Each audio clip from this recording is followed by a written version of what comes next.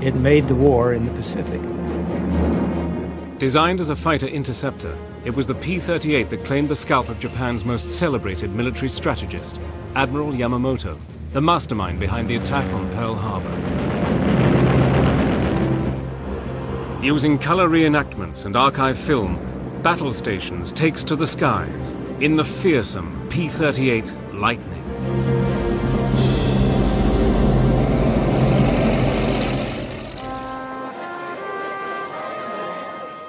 As the Wall Street crash of 1929 plunged the US into the Great Depression, its effects were felt worldwide. Japan, heavily dependent on foreign trade, was severely affected.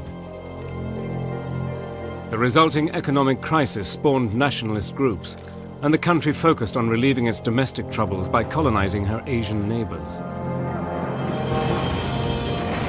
As Japan emerged as a key power in the region, rivalry with the United States over commercial and territorial interests grew, bringing the risk of confrontation.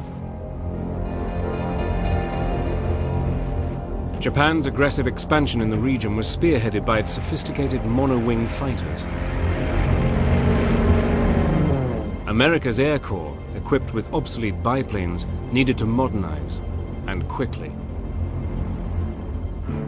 In February 1937, the US Army Air Corps issued proposal number X-608, calling for an advanced pursuit interceptor aircraft that would be able to perform at previously unheard of levels.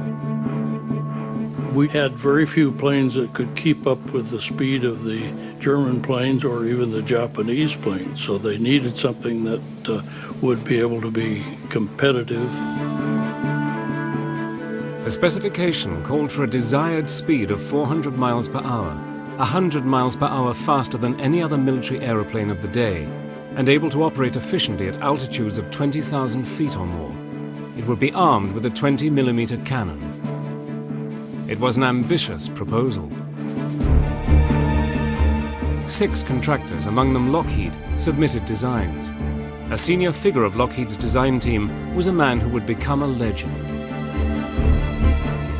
Clarence Kelly Johnson had joined the company in 1933. Recognized as being a precocious talent, Kelly was given free rein to design an aircraft that fitted the specification. Realizing that a single-engine aircraft could not possibly match the performance required, Johnson focused his attention on a twin-engine design. Kelly's initial concepts for the new fighter covered a range of configurations, but he finally decided on a profile with twin booms to accommodate the engines, with the pilot and guns in a central nacelle. Superchargers were positioned in booms behind the engines, and the armament was to consist of 4 machine guns in the nose clustered around a cannon.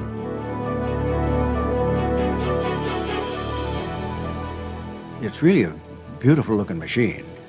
Very impressive, couple of big engines, lots of firepower, all of it in the nose, which would be very impressive if you're on the wrong end of it. It was a visionary design. He created something that hadn't even been conceptualized in other areas, and the P-38 was a total radical design. Johnson's work paid off. Lockheed won the contract for an experimental prototype.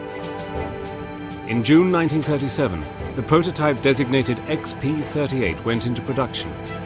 Despite early problems realizing the futuristic design, the plane was completed in just 18 months. It was a top secret project that was shipped in by parts in trucks and assembled in a hangar.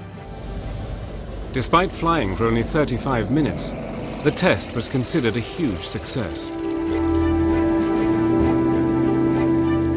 Impressed, the US Army Air Corps decided to go after Howard Hughes' transcontinental speed record, and Lieutenant Benjamin Kelsey was ordered to fly the prototype from Marchfield, California to Mitchell Field, New York, as fast as he could. The XP-38 smashed the record by 23 minutes. The bad thing was they didn't tell the New York people the plane was coming, and when it got there they were told to circle and we'll give you permission to land, and ran out of gas and had to belly in on a golf course. Though Kelsey survived the impact, the aircraft did not. Lockheed's prototype XP-38, the only one of its kind, was destroyed. But it had proved its worth. As Europe descended into chaos, the US Army Air Corps ordered 66 P-38s. The first ever 400-mile-per-hour fighter was officially given the green light. Early in 1939, Britain and France ordered 667 P-38s. But the planes, dubbed Lightnings by the British, were to be built without superchargers. Lockheed engineers protested this decision, labeling the variant the castrated P-38. With the fall of France in 1940, Britain took over the whole P-38 order, but their decision to remove the superchargers would have dire consequences. Having taken delivery of just 3 castrated Lightnings, the RAF realized that the plane's performance was severely limited. The British didn't like the airplane. And they had been in conflict for quite a while, and they knew airplanes, and they didn't want that thing. And it was a real dog. It didn't have some turbo. It didn't fly high. All the props turned in the same direction. Faced with an inferior fighter, Britain cancelled the entire order. From now on, the P-38 would be solely an American fighter. But its entry into service was not a smooth one. As P-38 pilots would soon find out, its problems were just beginning.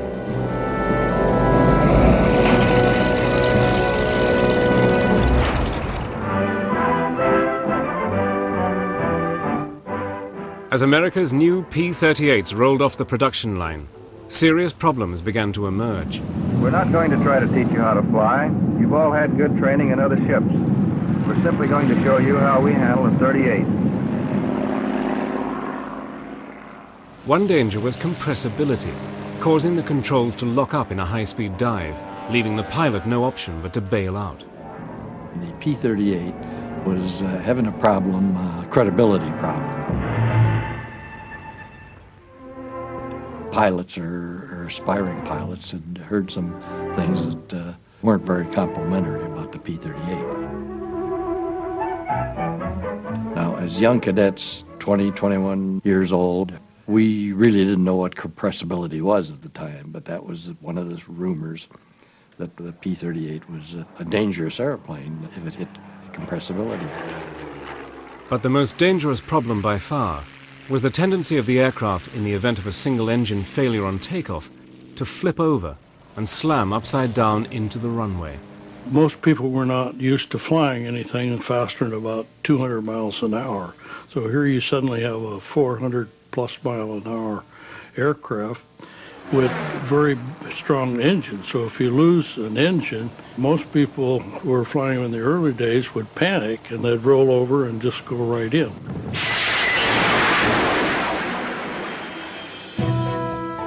Modifications to the P-38s followed. The plane's Allison engines underwent a structural redesign, and outward-turning props were added to reduce the effects of torque. These modifications would make the plane more stable during flight. And in an effort to combat the P-38's image problems, Tony LeVere, Lockheed's chief test pilot, was drafted in to help. They had some bad rumors out about the aircraft wasn't a safe airplane to fly and so forth. And Tony come by and give us a demonstration of the P-38. I saw him fly on single engine and do slow rolls, do everything that you'd want to do with a single engine aircraft, and he did it on one engine and had one dead. And I think that was a real selling factor as far as I was concerned. During the spring of 1941, the credibility of the P-38 was slowly being restored. But Kelly's fighter, like the United States, was not yet ready for war. But on the morning of December the 7th, 1941, everything changed.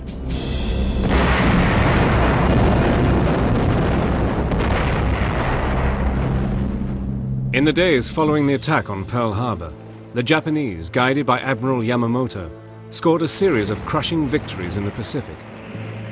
The Pacific Fleet had been all but destroyed, and MacArthur's army in the Philippines began its ill-fated retreat. By capturing Wake Island, Dutch New Guinea, and the strategic port of Rabaul, Japan gained the upper hand across the Pacific. Reeling from this series of body blows, America prepared to send its aircraft to war. In accordance with the Allied Europe First strategy, the US sent its older P-39s to the Pacific and its new P-38s to Britain. We who went to the Southwest Pacific, any place in the Pacific, we were just sent there more or less as a holding detail to try to stem the flow and hold on to what we had and keep the Japs from capturing any more. But the Lightning's performance in Europe fell short of expectations. Operating at altitudes of around 15,000 feet, far lower than it had been designed for, the large twin-engined Lightning proved to be considerably less maneuverable than smaller Axis aircraft like the ME-109. But the P-38's devastating firepower often compensated for its lack of maneuverability at low altitude.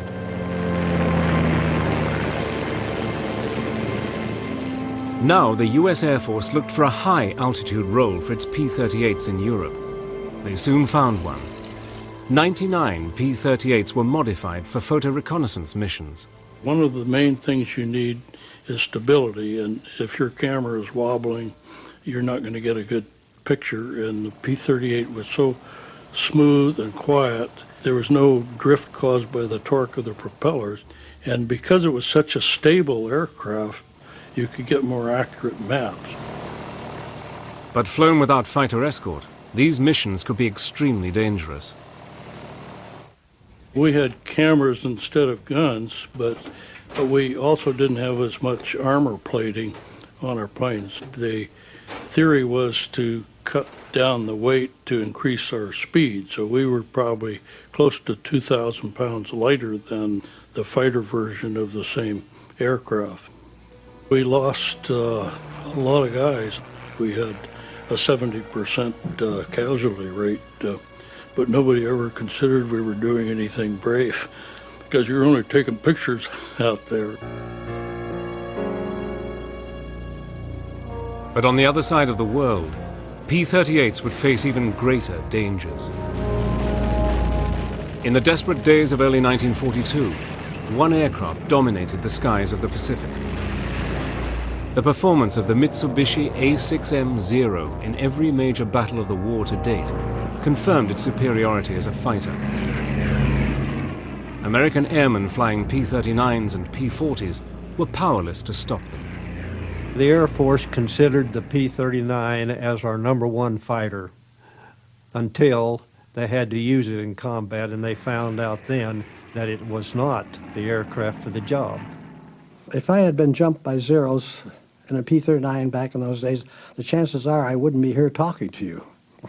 That's about the way we all felt about it. We had good pilots, but they just did not have the equipment. I wanted to be in an organization that did have the equipment, in this case the P-38, so that our pilots had a fighting chance. A new fighter group consisting entirely of P-38s was established. Now American airmen in the Pacific had the equipment they so badly needed to settle old scores. Big thing is, our country was fighting for its life. Japanese sneak attack on Pearl Harbor, they were a hemi-demi semi-quaver away from attacking our homeland.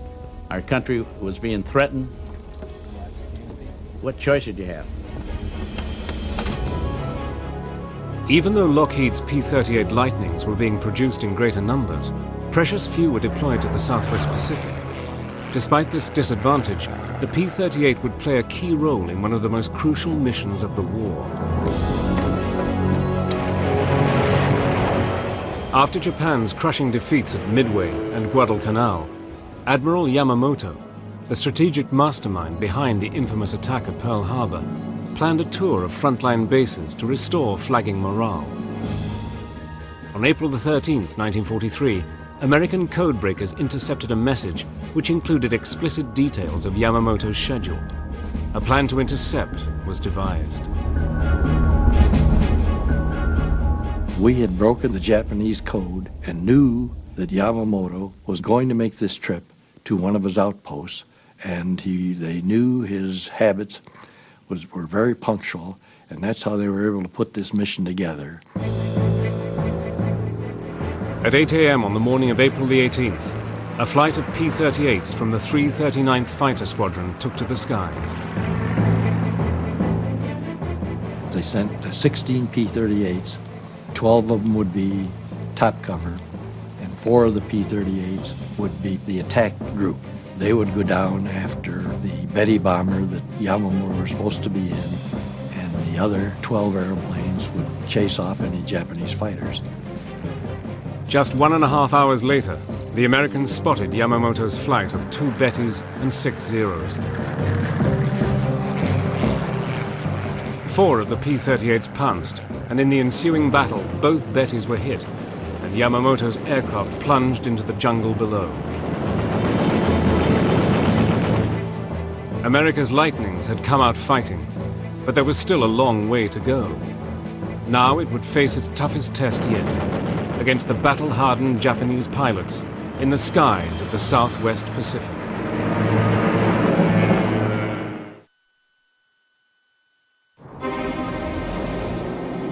With the death of Japan's leading admiral, America launched an all-out offensive against Japanese air power in the South Pacific. The enemy's advance had been halted. Now the United States Army Air Force would fight back. From bases on the eastern coast of New Guinea, they would attack the fearsome aerodromes of Wewak and Rabaul.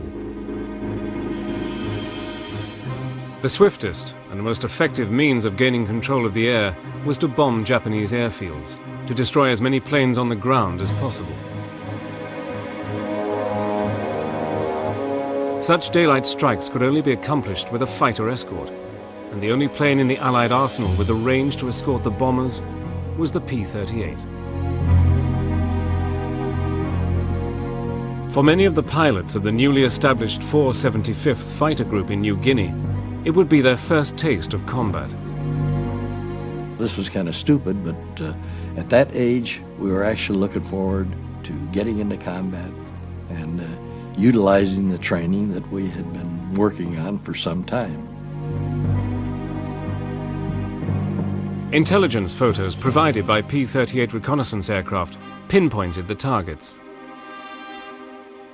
We had a 5th Air Force a briefing where the command would get up and brief the desires and give us a plan, and it was to send the B-25s in low with P-38 cover and destroy the targets.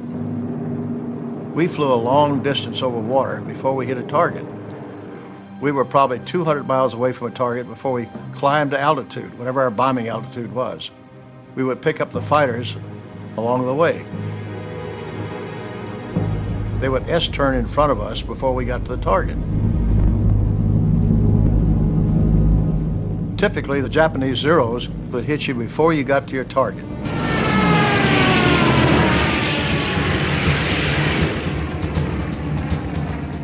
You may see 50, 100 fighters swarming up from below in every direction. You know, they're all climbing, headed for the bombers.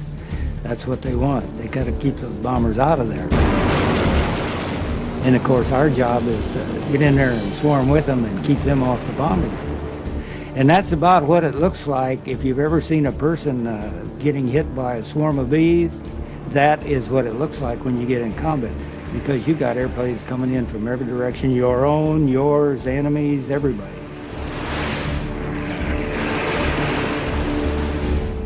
Anybody that's had been in aerial combat and says, well, it doesn't bother them and they're not afraid, are first-class liars.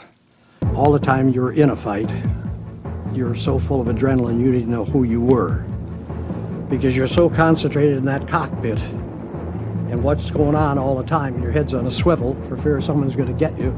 It reminded me of being chased around the block by someone with a gun in his hand. You're really not really interested at all. It's what caliber that damn gun is. You're just running around that block just trying to get away, and that's about the way combat was. As the P-38s tangled with the fighters, the bombers leveled out on their bomb runs. You're flying in formation over a target. You can't vary because you had 6 planes in a formation, 3 in one formation and 3 lower. You had to keep in your formation before you dropped your bombs. So you couldn't veer off to the right or the left as you saw these bullets coming. So you had to fly and watch these tracers hitting towards your plane. Flying at low level, the B-25s dropped parafragmentation bombs, each capable of tearing aircraft and personnel to pieces. The B-24's 1,000-pound bombs destroyed the runways, depriving the Japanese of any opportunity to fly in replacements.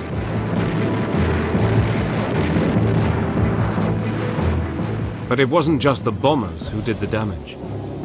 As you're out there, everybody's yelling at you, "Jake, that's mine." Each guy was trying to pick off a plane of his own. And I got behind one. The first time I fired those guns, it just about blew that plane right off the map of the world. It just practically exploded as it went over the top of me. Parts were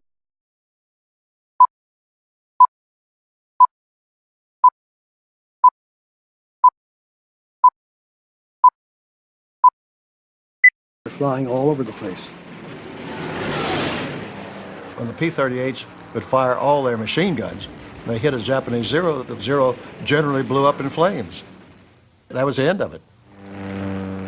I was just amazed. It just tore holes all the way up there, and when it hit the wing flew off, the engine and all. And of course, he rolled over and went in. That was close enough that I realized that 20 millimeter in that nose was so destructive. Throughout August 1943, pilots of the 475th Fighter Group flew hundreds of sorties to Wewak, destroying 41 enemy aircraft for the loss of only 3 Lightnings.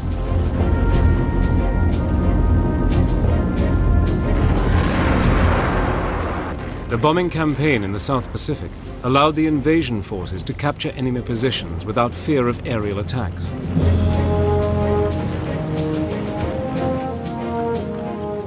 As the Japanese retreated, the US Army Air Force advanced, occupying the bases that they had so mercilessly bombed. It might take them 3 or 4 days to get it cleaned out an area to where we could get in after we'd blown everything to pieces. The engineers went in and laid down a runway that we could use. They'd go in there and have a base cleaned out and a strip put in, and in a couple of weeks, it was unreal. There was a bulldozing off of aircraft that were laying all over the place. And when we went into Alandia, man, there were piles 50 feet high of Japanese aircraft that they just bulldozed into a pile. Everything was destroyed. Of course, we lived in tents. Everything was a tent. I mean, the mess hall was a tent, your quarters were a tent, your ops office was a tent. Everything was rolled up and packed. Despite the difficult conditions, there was no respite for the pilots. Operating from these forward bases, the P-38 squadrons were in the vanguard of the advance in the Pacific. Even with the experience of the pilots, combat missions over enemy-held territory carried with them enormous risks. You got to be off your rocker to want to be a fighter pilot, because it's like these little Dodgem cars you see in these carnivals all, where people are chasing around these Dodgems and they're bumping into each other. Only visualize yourself sitting on top of a 55-gallon drum of gasoline, chasing it around in, like Dodgems, and firing incendiary bullets at each other, imagining what's going to happen. You've got to be nuts. There's 2 things a fighter pilot dreads the most. Losing an engine on takeoff, when you got a full load, maybe carrying a couple of 1,000-pound bombs. And the other one is every pilot's nightmare is a mid-air collision. I just happened to look off to my left, and my God, here's a P-38 staring me in the face, right there, staring me in the face. So I just shoved everything forward. As I did, I got hit. It was like being hit by a Mack truck. And the plane started flipping all over the sky, doing all kind of crazy stuff. So the first thing, of course, I try to do is get out of this airplane. I've got the windows rolled down. I'm going to get out. Now I forgot I got the oxygen mask on. I still got the earphones hooked on. And the meantime, the plane is flopping around, not doing too well. We were always told, don't jump out. Because if we do, and that stabilizer, horizontal stabilizer back there hits you, it'll break your neck or break your back and you're dead. So the objective was to try to get out on a wing and slide down a wing so you'd slide underneath that stabilizer. So I finally worked my way down, get onto the wing. Down I went, pulled the ripcord, and bingo, opens the chute. It no sooner opened than here come two Jet fighters after me. They're coming in, the strafing tracer goes right by. Why they didn't hit me, I don't know, and the two of them went right on by me. I got to reach out and grab them. And I thought, this is no good. This is ridiculous to stand here. That's a terrible feeling to hang in a chute and seeing somebody like that coming in. So I climbed the shroud lines to dump the chute, which I did. I dumped it. Got the hell out of there. Down I go. Next thing I know, I'm almost on top of the tree, so I let go of the chute again, and thank God it opened. She opened up again, and just as she opened up, I hit the trees. I remember just trying to kick my legs up underneath me. Just as I did, I hit the ground and busted the right knee, which wasn't too swift. I was behind Jap lines, and I thought, oh boy, I could hear the fighting going on. Fighting against the Japanese in the South Pacific, if you went down, your chances of returning to base was almost nil. They just didn't get back over there. Defying the odds, Lieutenant Jake Jekyll survived, and after 10 days in the jungle behind enemy lines, was eventually picked up by a Navy PBY Catalina.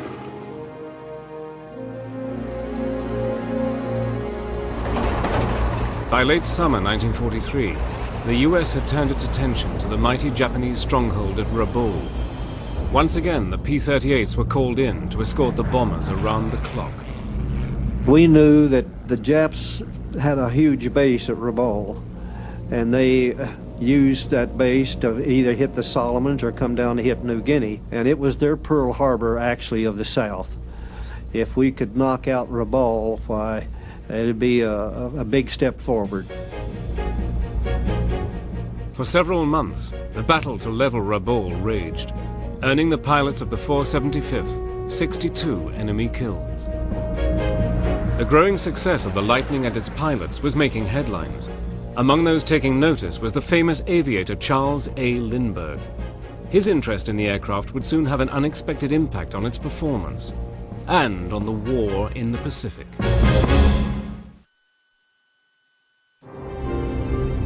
The P-38's formidable drive up through New Guinea had attracted the attention of America's lone eagle, Charles Augustus Lindbergh. In 1927, Lindbergh's solo transatlantic flight had delighted the world. Only months before America entered the war, the famous aviator, a firm isolationist, had resigned his colonelcy in the Army Air Corps Reserve. Now, eager to fly, Lindbergh had sought reinstatement, but Roosevelt's administration had refused. In June 1944, without the knowledge of the White House, Lindbergh visited the 475th Fighter Group. He was curious to find out more about America's only twin-engine fighter, an aircraft he had never flown. He was a consultant to design a twin-engine fighter for the Navy. And he was always asking questions, what do you like about a twin-engine fighter? What kind of armament do you like? You know, what range do you think it off? What kind of combat ability? He wanted to know all the answers. Almost immediately, Lindbergh discovered a crucial variable that would affect the performance of the P-38.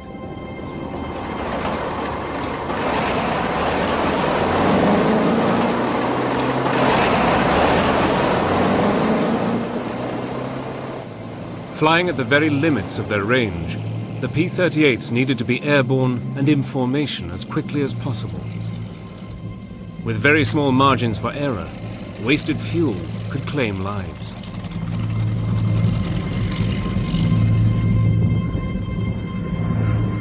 We poured the coal on and started taking off on this mission, and I get almost all the way around. I look down there, and there's an airplane on the runway blocking everybody. Blocking the runway forced the planes already in the air to circle overhead for several minutes, wasting precious fuel. And we were coming back in from that mission, and most of us were sucking air from the bottom of our tanks as we came in, and landing with very damn little fuel left. We had a guy run out of fuel on the taxi ramp, and I'm really upset. And not being very smart, I hadn't checked on my little roster to see who it was. I just said, okay, who's the blankety blank you know that parked these aircraft on the runway? And Mr. Lindbergh stood up, and I about passed out. If I could have gone through the floor, I would have. Despite his embarrassment, Major Warren Lewis made his point. Fuel was not to be wasted. About days later, he come up to the tent and he says, Major Lewis, he says, can I come in and talk with you? And I said, sure, come on in. And he said, I've figured out a way to save more fuel for you. Because of his transatlantic experience, Lindbergh was no stranger to issues of fuel economy. He persuaded the group's CO, Charles MacDonald, to let him address the pilots. We met in a large tent. All the pilots and all our crew chief, the ground crew, everybody was there. And Colonel Mack first talked to us, and then Lindbergh spoke to us and told us just bluntly this is what he was going to have us do to increase our range. And he said, we checked the tech order, and we can cut the RPM down to 1,400 RPM and use 30 inches of mercury and probably save maybe 50 to 100 gallons of fuel on a mission. Of course, when our crew chiefs and all our line chiefs all heard this, they thought, oh, come on, it'll wreck the engine. It says burn the engines out. This is a dumb thing to do. But how are you going to tell a man like Lindbergh what's dumb? What you think? Who are you? You're this big compared to Lindbergh. But nevertheless, that's the way it came out, and that's what happened. There were some really bitter questions towards Lindbergh, questioning his theories. And Lindbergh finally shut everybody up by saying, boys, I am willing to fly with you under the conditions which I have outlined. And it was as simple as that. You can't fault somebody that is willing to go on the mission. He's not telling you what to do and then won't go with you. He was willing to prove the theories along with us. Lindbergh was assigned a P-38, in which to test his theory. And he only flew that thing, and he flew it in some mannerism that he was able to pull it back and do this and get much better mileage, if you want to call it, that we were getting. And after the 2 weeks or so, they tore the engines apart, and amazed, not a damn thing wrong with them. We did it on the next mission, and some guys had as much as 80 gallons more landing than we ever had. So that's the kind of a man that Mr. Lindbergh was. He was always looking for ways to do things better and to make it easier for those that flew. In just a few months, the 475th's famous guest had single-handedly increased the range of the Lightning, opening up new targets. Before, the P-38s had been limited to a 900-mile round journey. Now, they could fly a staggering 1,800 miles. We were good for 6 to 6.5 hours was our average range prior to Lindbergh coming over. And after he had spent that 3 or 4 months with us, our range was anywhere from 12 to 14 hours if we had to go that long. Lindbergh, a civilian observer, had already taught the P-38 pilots how to double their range, but he was hungry for combat. In July, he got his chance. Flying unauthorized on a patrol with the 475th, he shot down an enemy aircraft. Lindbergh had his kill, but in so doing had broken his strict observer status. Fearful that the high-profile civilian would be killed in combat, a public relations disaster, the government immediately recalled him. Lindbergh's war was over, but his contribution was not. On October the 14th, 1944, P-38s from the 475th flew an astonishing 1,800 miles to attack Balikpapan in Borneo. the hub of Japan's oil production in the Pacific. The long-range attack, made possible by Limburg settings, stunned the Japanese, tipping the balance of power like nothing before. If I had to name one person who contributed more to the war in the Pacific, I can honestly say it was Charles Lindbergh, a civilian, because he showed our pilots how to shift the aircraft into overdrive, so to speak. Now the P-38, with its unrivaled range, prepared for the final assault on the Philippines.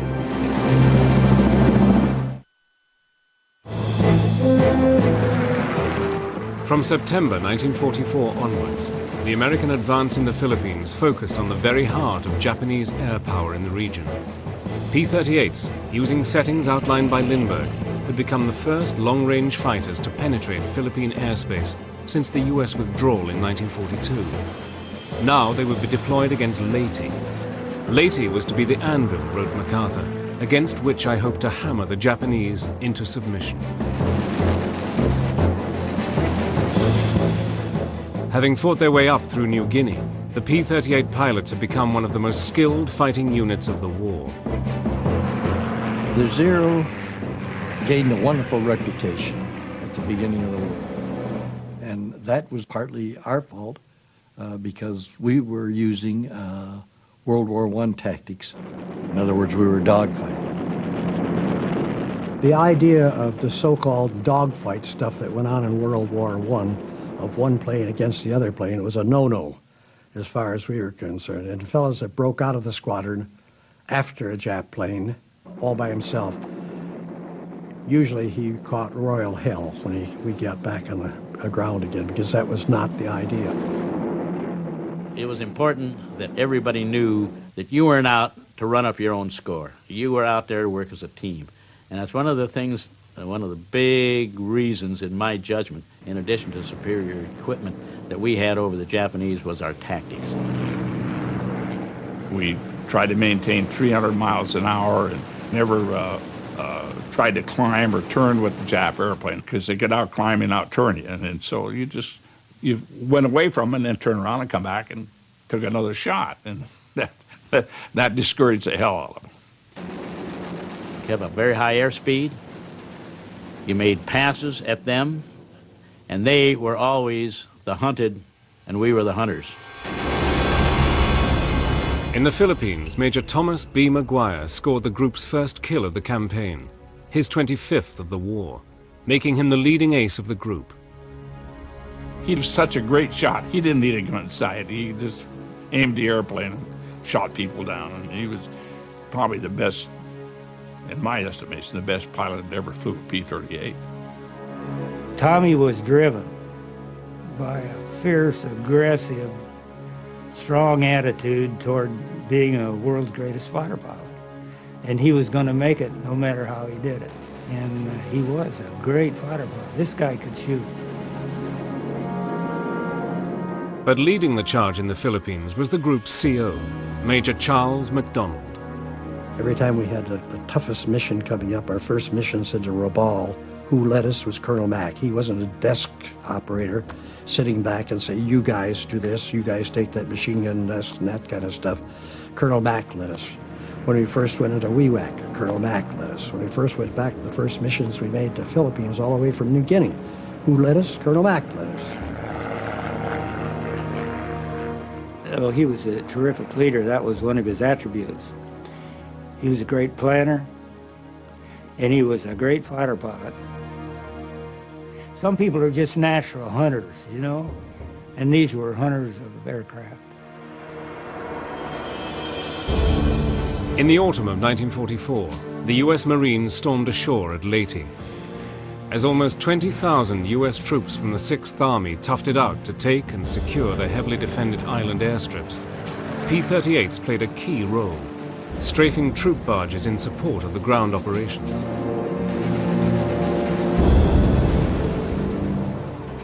In the Philippines, the P-38 would claim more than 200 kills, bringing its total to approximately 550. With the help of the P-38, US forces had systematically halted and then reversed the Japanese advance in the South Pacific. We were at it every damn day, keeping the Japs from going into Australia, chasing them from Rabaul back and back and back and back and into the Philippines. It was the Army Air Corps that was at it all the time. Without the P-38, I don't think we'd have been as lucky to push the Japs back as fast as we did. In fact, it's probably surprising to all, including General MacArthur, how well the 38 cleaned the clock of the Japanese over there. On December the 25th, 1944, MacArthur fulfilled his promise and returned to the Philippines.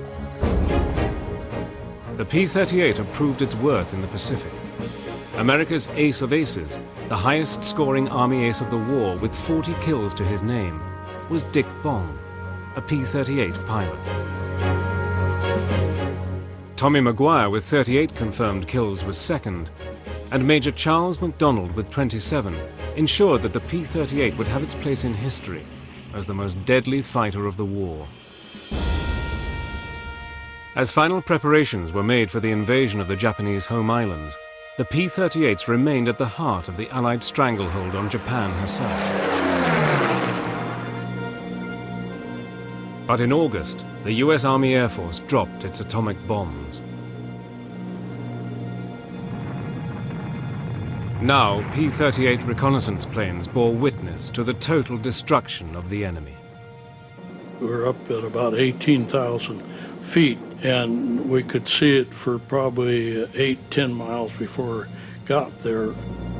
And it was very interesting because we had done a lot of bomb damage assessment where normally you can tell the type of bombs that were used. It was sort of like, wow, that must have been one hell of a bomb. And it was something that left enough of an impact that it's forever burned in my memory. The awesome power unleashed by the US had ended Japan's resistance. World War II was over.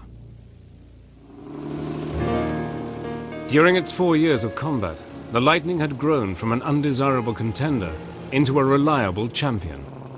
In just 2 years, no less than 41 P-38 aces had been created, and the aircraft itself had destroyed more Japanese planes than any other US fighter. I think the 38 was responsible for winning the war in the Pacific almost. I mean, that's, you know, a big statement, but it had an awful lot to do with it. Not only was it a good fighter, it was a good dive bomber, and they also had the F-4 and the F-5, which were the photo versions. It was a wonderful aircraft. As I like to say, saved my butt down there in World War II. The three leading aces in the theater flew P-38s, and I feel strongly that the P-38